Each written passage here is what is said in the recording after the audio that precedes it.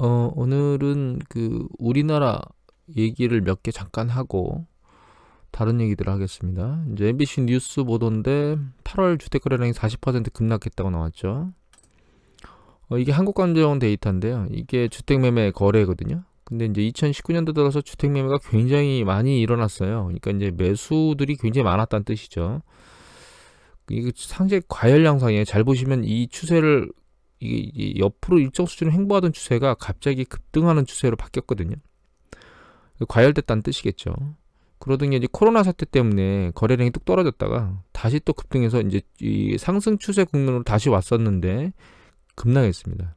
정부가 발표한 강력한 그 제재 정책이 이제 효과를 발휘해서 주택 가격이 잡히고 있는 것처럼 보여요. 근데 지난번에 그 뉴스 보도에 부동산 관련 유튜버들이 뭐 시세 조작 때문에 그만두거나 뭐 이런 보도들이 나왔었는데 이미 그때 말씀드렸지만 이제 위 방향으로 얘기할 때가 지났습니다. 그래서 그런 것 때문에 이제 이탈했다고 보셔야 되고요. 여러분들이 조심하셔야 될 건 가끔 말씀드리지만 예전에 금값이 한번 튀고 올라갈 때 온수당 2,000달러를 깨니까 뭐 3,400, 4,000 이렇게 온수당 얘기한 전문가들이 있었죠. 주식시장도 마찬가지입니다. 한참 뜨거워지고 있을 때 계속 이 방향으로 끊임없이 달려가는 그런 얘기를 한 전문가들이 있었죠. 주택도 마찬가지입니다. 그래서 여러분들께서 그 전문가들의 의견을 참고하는 건 좋은 건데요. 문제는 그 해당 업종에 종사하는 전문가들 중에서 그런 어떤 추세에 올라가는 것으로 인해서 이익을 보는 그런 집단에 있는 사람들의 얘기는 조심하셔야 됩니다. 근본적으로 그 자산의 가격을 위로 밀어올리는 요인이 무엇인가의 분석 정보하고 전문가들이 외치는 정보 두 가지를 합해서 가격 추세를 판단해야 된다는 걸 요번에 잘 경험하셨지 않았을까. 제 동영상을 듣는 분들은 좀 경험하지 않았을까 이런 생각을 개인적으로 합니다. 그리고 이거는 이데일리 기사인데요. 카카오게임즈에 대한 얘기인데요. 여기 보시면 주가가 10만원도 훌쩍 넘을 거라면서 장외에서 3배나 넘는 웃돈을 주고 산 개미들이 소갈이 중이라고 얘기가 나왔죠. 카카오게임즈 상장 전부터 증권사들이 분석한 적정 주가가 3, 4만대랍니다. 그래서 이제 이걸 보면 상장하자마자 상한 치고 두 번 치고 최대값으로 89,100원까지 갔었네요. 그게 지금 63,400원까지 떨어졌습니다. 근데 여기서 잘 보셔야 될 게 이게 아니고 여기입니다. 투자자 매매 동향을 보시면 여기 보시면 외국인이죠. 외국인이 상장하자마자 매도 물량이 굉장히 터졌죠. 외국인만 그런 게 아닙니다. 기관도 다 매도 물량을 던지고 있잖아요. 이걸 누가 다 받은 거니? 개미가 다 받았겠죠. 양쪽 다 털었으니까. 그러니까 이것도 마찬가지인 게 결과적으로는 그 가치 판단이나 이런 걸 하고 액션을 취해야 되는데 그냥 소문의 윗방향으로 떠도는 얘기만 듣고 가서 몰렸다가 속칭 독박을 쓰는 거죠. 개미들이. 무조건 방향성만 보고 무엇인가를 투자하시면 안 된다는 것을 이런 것들을 통해서도 우리가 배울 수 있습니다. 제가 가끔 말씀드리지만 정부에서 그냥 그 신용투자 잔고 계속 늘어나는 거 가만히 두면 안 돼요. 이 개미들이 나중에 결과적으로는 그 손실을 다 떠안을 수 있거든요. 뭐 일부 개미들은 큰 이익을 내신 개미들도 있을 거예요. 근데 대부분의 개미들은 손실을 보면서 뒤로 물러날 거기 때문에 그래서 이제 이 신용융자 잔고에 대한 부분에 제재가 있어야 되거든요. 최근 이제 지난주에 계속 당국의 경고가 나왔고 그런 어떤 이제 그 빚을 내서 신용대출이나 이런 것들을 통해서 주식 투자나 대출, 그러니까 부동산 투자나 이런 것들을 이제 막으려고 움직임이 진행되고 있고요. 그 다음에, 이거는 한국경제 기사였습니다. JTB 뉴스에 보면 이제 지난번에 보여드렸는데, 이제 증권사에서 신용자를 중단하고 축소하는 이런 움직임들이 있다는 보도를 제가 보여드렸죠. 결과적으로는 주식시장에 개미들이 들어오는 자금의 수요가 조금씩 줄어들 수 있다라고 하는 부분도 시장에 영향을 줄 수 있다라고 생각을 하셔야 됩니다. 자, 이제 우리나라 건 그만 보고요. 이제 해외 뉴스 보면 연합뉴스 보도인데 트럼프가 틱톡 오라클 합의를 승인해서 환상적인 조합이 될 거. 이 기사를 왜 뽑았냐면 이게 결과적으로는 이제 정보통신 쪽에 투심을 악화시켰었거든요. 그게 이제 어떻게 이게 승인이 났기 때문에 어떻게 그 시장에 반영되는지가 궁금해서 잠깐 이제 월요일날 장 시작해서 오늘 우리하고 그 다음에 이제 미국 장 움직일 때 어떻게 움직이는지 잠깐 봐야 될 것 같고요. 그 다음에 코로나가 심상치 않아졌습니다. MBC 뉴스 보던데 코로나19 유럽도 제한이 속속 재개되고 있다고 이제 보도가 나왔죠. 근데 이거는 월도미터 데이터입니다. 몇 개 국가 유럽 국가를 볼 건데 이번 프랑스를 보시면 프랑스는 이미 창궐했던 시기의 2배가 넘는 13,400 거의 14,000 가까이 갔죠. 2배가 넘는 수준입니다. 3배 가까이 간 거예요. 확진자 수가. 여기는 영국인데요. 영국 같은 경우에는 이제 지난번 창궐했을 때까지 오지는 못했지만 추세는 그쪽으로 계속 달려가고 있습니다. 스페인은 창궐한 때까지 갔다가 최근 좀 잡히는 것 같게 보이긴 한데 잡히는 것처럼 보이기는 한데 국경 봉쇄를 안 하는 상황이 있기 때문에 이제 주변 국가들이 유럽 국가들이 늘어나게 되면 이 추세가 여기서 잡힐지는 좀 지켜봐야 될 것 같아요. 독일 같은 경우에는 이제 그 숫자보다 예전 창궐했을 때보다 낮지만 추세선상으로는 잡히지 않고 있습니다. 우리나라가 지금 추세선상으로 완벽히 잡히지 않는 걸 외국 유럽 국가들도 이제 경험하고 있는 거죠. 이탈리아도 다시 재상승하는데 이제 이것도 상승 속도가 급등하진 않고 있지. 상승 속도가 급등하고 있지는 않지만 독일처럼 잡히진 않고 있습니다. 이탈리아도. 스위스 같은 경우에는 숫자는 작아요. 1000명대가 아직 안 넘었는데 추세는 상승 국면에 가 있어요. 그래서 이제 유럽 CDC의 데이터를 보시면 추세가 완전히 위로 올라가서 과거 난리를 쳤을 때를 넘어가 있는 상태거든요. 이게 이제 미국 상황은 이건 미국 CDC 데이터인데요. 계속 잘 잡히는 상황으로 내려왔었거든요. 그게 다시 머리를 들면서 이게 추세를 꺾었는지 그냥 이 추세선상 라인을 가는지는 좀 더 지켜봐야 되겠지만 일단은 상황 자체는 유럽이든 미국이든 좋지 않은 방향으로 움직이고 있는 것 같습니다. 그러니까 글로벌 전체적으로 그 코로나의 확진자 수가 다시 많아지는 추세로 가고 있는 것 같은데 이제 뉴스 보도에 계속 나오고 있지만 젊은 사람들이 많아져서 그러니까 젊은 사람의 확진자 수가 많아지면서 과거하고 다르게 치명률이 낮게 나오고 있거든요. 근데 이제 저는 생각을 하는 게 치명률이 낮아서 사망하지 않는 거는 상관이 없는데 치료를 하는 사람들이 늘어나서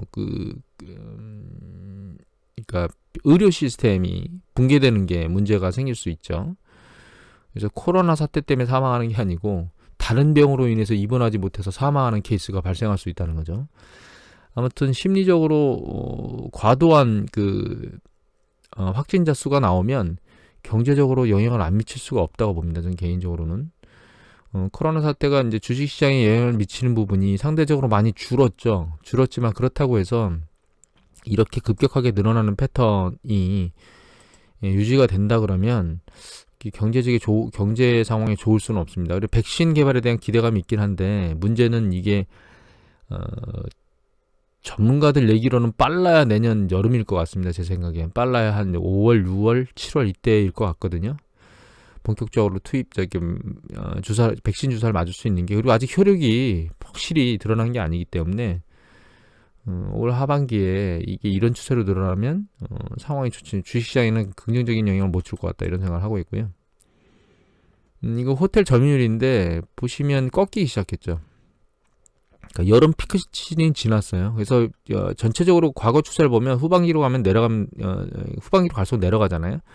결과적으로는 호텔업이 계속 내려갈 건데 호텔업 같은 경우에는 지금 상황이 가장 안 좋은 업계이기 때문에 이 내려가면 이게 고용 측면에선 좋은 측면이 아니거든요. 이 얘기는 잠깐 왜 드렸냐면 고용 얘기를 잠깐 드리려고 이걸 뽑았는데 여기 보시면 이제 요새 신문 기사에 보면 그러니까 지속 실업수당을 청구하는 사람이 130만 미만으로 아니 1300만 미만으로 내려와서 직전에 1350만이었는데 지금 1260만으로 떨어졌거든요. 그러면 이 추세가 이제 좋은 것 같이 보이기는 합니다. 일단 그리고 좋은 거죠. 그런데 이제 한 가지를 생각해 볼게.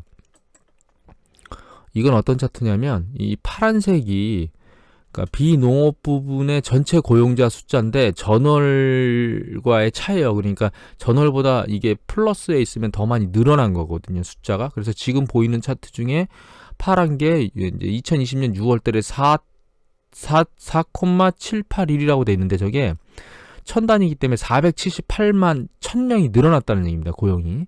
그런데 밑에 보시면 이니셜 클레임, 그래서 신규 실업수당 청구 건수인데 이게 신규 실업수당 청구 건수는 매주 나오거든요. 매주 나오기 때문에 매주를 합산한 거예요. 6월분을 다 합산한 겁니다. 6월분을 다 합산해 보면 599만 6천 명이에요. 그러니까 고용은 478만 되는데 신규 실업수당은 599만이 신규 신청을 했다는 얘기예요. 그만큼 신규 실업수당 했다는 얘기는 실업이 발생했다는 뜻이잖아요. 그러니까 더 많은 실업자가, 그러니까 더 많이 신규 실업수당 청구 건수를 하는 사람이 늘었다는 얘기입니다. 얼마 정도? 한 120만 정도 6월 달에. 여기 보시면 이 7월 달이죠. 그래서 고용된 사람이 173만. 그런데 신규 실업수당 한 사람을 누계해 보면 540만입니다. 여기 보시면 이제 8월 달에 130만이 늘어났는데 고용이 신규 실업수당을 청구한 사람은 8월에 510만이에요. 그러니까 아직도 고용되는 사람들, 신규로 고용되는 사람들보다 신규 실업수당을 청구하는 숫자들이 만만치 않게 크거든요. 그런데 이거는 왜 주느냐? 여기 보시면 지속적으로 청구하는 사람, 우리가 실업수당을 계속 받을 수 있는 게 아닙니다. 무한히. 한 6개월일 겁니다, 아마 미국이. 그리고 지난번에 주별로 3개월씩 더 줘서 9개월까지 늘어난 주도 있고요. 그래서 주별로 아마 다를 건데, 결과적으로는 내가 신규 실업수당을 계속 청구를 하는 그 기간이 지나서 청구하지 못하고 떨어져 나가는 사람들이 있다는 뜻이거든요. 그런 부분이 감안돼서 지금 이게 이렇게 밑으로 내려왔다는 걸 이해를 해야 되고, 이런 상황의 움직임이 계속되고 있다는 뜻은, 그러니까 이런 것을 보면 연준이 고용시장이 빨리 좋아지지 않을 거라고 얘기하는 이유를 우리가 쉽사리 알게 되거든요. 그래서 경제가 굉장히 빨리 돌아갈 것이냐, 그리고 이제 이미 우리가 지난번에 다른 쪽 서베이에서 PMI 지수, 제조업 PMI 지수는 좋게 나오지만 그렇다고 해서 당신이 고용을 할 거야? 물어봤더니 11%만이 신규 고용을 할 거다라고 이렇게 대답을 하는 케이스를 보셨잖아요. 미국 경제의 70%가 가계 소비 지출로 이루어진다면 결과적으로는 고용이 잘 빨리 회복되지 않는 이런 과정 중에서 경제가 빨리 살아날 수 있겠느냐라고 하는 부분들은 한번 고민을 해봐야 됩니다. 그런데 이 얘기를 왜 드리냐면, 이게 이제 이건 그룹 포커스 데이터인데요. 이게 GDP고, 초록색이 GDP고, 근데 파란색이 이게 월쇼 주가지수거든요. S&P 500이나 다우나 나스닥이나 비슷한 추세로 움직이기 때문에 그렇게 또 동일하다고 생각하시면 됩니다. 과거에 보시면 이 주식시장이 이렇게 조정을 받잖아요. IT 버블 때, 글로벌 금융위기 때. 시간도 충분히 조정을 받았지만 여기 보시면 이제 좀 크게 볼게요. 20년치만 보면 여기 보시면 글로벌 금융위기 때 이 GDP 내려간 정도는 작지만 주식시장 굉장히 많이 내려왔잖아요. 근데 지금 보시면 그때 글로벌 금융위기 때보다 굉장히 빠른 시간에 급격하게 떨어졌고 증가를 못하고 있는데 주식은 굉장히 빠르게 반등했죠. 단기간에. 완전히 서로 다른 케이스예요. 그래서 시가총액 대비 GDP의 규모를 보면 여기 이제 그러니까 IT 버블 때는 이 조정이 가치 조정이 정점이 이제 2000년 3월쯤에, 저점은 2003년 3월쯤, 그러니까 거의 2000년 거의 3년 동안 이 가치 조정이 됐거든요. 그리고 글로벌 금융위기 때에도 한 1년 5개월 정도, 1년 5에서 6개월 정도 가치 조정을 받았는데 지금은 가치 조정이 아예 없어요. 그러니까 지금 원래 통상적으로 경기 사이클이 위축됐다가 올라가는 과정 중에서는 주식시장이 불안정성을 보이면서 올라가는 게 맞거든요. 가다가 조정받고 하지만 그게 조정 정도는 미약하고 추세를 다시 타고 계속 전고점을 돌파하는 게 맞아요.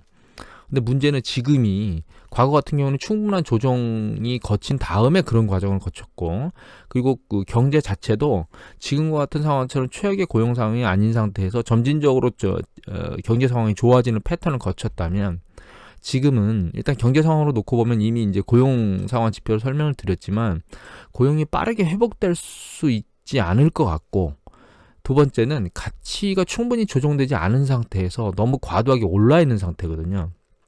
그래서 이미 예전에도 말씀드렸지만 이게 그 주식시장이 충분한 조정 없이 이런 미약한 경제의 회복 속도에 비례하지 않고 올라가 있던 게 충분한 조정을 안 거치고 다시 반등을 하게 되면 과연 주식시장에 내가 몸을 담궈야 될지 말아야 될지에 대한 고민이 굉장히 클 수밖에 없습니다. 결과적으로 지금 현재 상황을 떠받치는 건 이 광기거든요. 또 한 가지 이미 예전에 한번 말씀드린 적이 있는데, 그럼 코로나 팬데믹 이후에 과거하고 다르게 우리가 퍼배수가 25배가 정상이야. 과거에는 우리가 통상 평균 에버리지 15% 정도면 미국 주식이 적정 수준이야라고 얘기를 했거든요. 그럼 지금은 이제 퍼배수 한 25배 정도 되는 게 적정한 거야라고 하는 걸 인정해야 되는 거냐 이거죠. 그리고 사실 코로나 팬데믹 이후에 상황이 바뀌었다고 얘기를 하긴 하지만 사실 근본적으로는 그 채권 수익률에 대해서는 크게 변화한 게 없다고 봐야 돼요. 왜냐하면 버냉키 의장이 2008년도 하반기에 0.5에서 0%까지 내려간 이후에 2015년도 12월 금리를 최초로 올릴 때까지, 제닛 옐런 의장이 올릴 때까지 그 거의 7년 동안 금리가 제로금리가 있었거든요. 기준금리가. 그럼 그때하고 지금하고 제로금리에 가 있는 거는 다른 점이 없어요. 그런 상황 하에서 과연 그냥 그 펍에서가 갑자기 뭐 15배가 적당하던 것이 25배가 적당한 것인가라고 인정을 하고 조정이 상대적으로 적은데도 불구하고 자금 규모를 계속 확장하면서, 그러니까 급격하게 늘려가면서 주식에 포지션을 얹혀야 되겠느냐라고 하는 생각은 관리자로서는 반드시 고민을 해봐야 될 문제입니다. 그래서 머리가 아픈 거고요. 이번에 후반기에 조정 국면이 없이 그러니까 일정 수준 어느 정도 내려오지 않은 상태에서 다시 추세를 밀고 올라가면 그때는 정말 외줄타기를 잘 하거나 아니면 뒤로 완전히 물러나서 일정 수준 조정을 받을 때까지 기다리거나 이 두 가지 중에 하나를 결정하거나 아니면 그 두 가지 중에 믹싱해서, 예를 들면 뭐 비중을 나눌 수 있죠. 주식은 일부 들어가고 아니고 이렇게 그런 부분에 대해서 심각하게 고민을 하고 작업을 해야 되는 게 맞지 않은가 생각을 합니다. 예전에 한번 책을 말씀드린 게 있나요? 그 책 중에서 금융특위의 역사라고 하는 책이 있는데, 그 금융특위의 역사에 보면 반복적으로 일어났던 광기가 붕괴의 과정을 매번 거쳤던 게 나옵니다. 근데 지금은 그 과정이 안 일어나고 있어요, 잘. 이게 이제 자본주의 역사에서 계속 있었던 광기 이후 붕괴가 이번 사이클에서는 과연 없을 것인가, 그게 굉장히 궁금하고요. 또 한 가지는 이제 이미 계속 미국 정부에서 뭔가 행위를 계속했는데 한계 기업에 있는 좀비 기업하고 그다음에 한계 상황에 있는 그 한계 가게들 있죠. 그러니까 기업과 가게의 한계 그룹 안에 있는 사람들이 그 조정 과정, 그 개인들한테, 그 개인 기업한테는 정말 안타까운 일이지만 그 조정 과정이 없이 계속 뒤로 밀고 끌고 가고 있거든요. 그게 올해 안 터지면 내년에 안 터진다는 보장이 없습니다. 그래서 이미 지난번에 보여드렸던 것처럼 지금 기업 쓰나미, 이제 디폴트 쓰나미가 있었는데 내년 뭐 한 3분기 정도 돼야 다시 일어날 것이다라고 하는 전문가 의견을 보여드린 적이 있잖아요, 기사 부분을. 그래서 올해 큰 조정이 없으면 또다시 내년에 위기론이 계속 휩싸여 있으면서 불안정한, 그러니까 불안한 주식 투자에 대한 행보를 계속 해야 될 거다, 이런 생각을 하고 있습니다. 오늘 이것으로 마치도록 하겠습니다.